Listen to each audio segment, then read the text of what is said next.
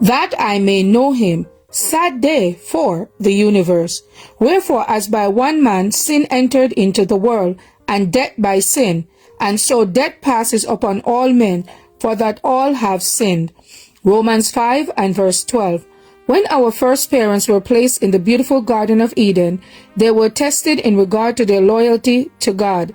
They were free to choose the service of God or by disobedience to ally themselves with the enemy of God and man.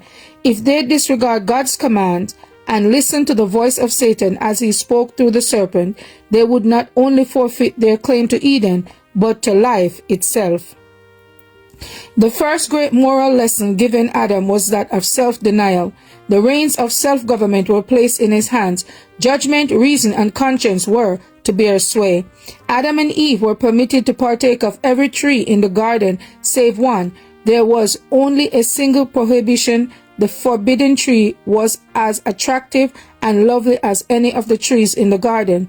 It was called the tree of knowledge because in partaking of that tree of which God had said, "Thou shalt not eat of it," Genesis 2 and verse 17, they would have a knowledge of sin and experience in disobedience. With what intense interest the whole universe watched the conflict that was to decide the position of Adam and Eve, how attentively the angels listened to the words of Satan, the originator of sin, as he sought to make of none effect the law of God through his deceptive reasoning. How anxiously they waited to see if the holy pair would be deluded by the tempter and yield to his arts. They asked themselves, will the holy pair transfer their faith and love from the Father and to the Son to Satan?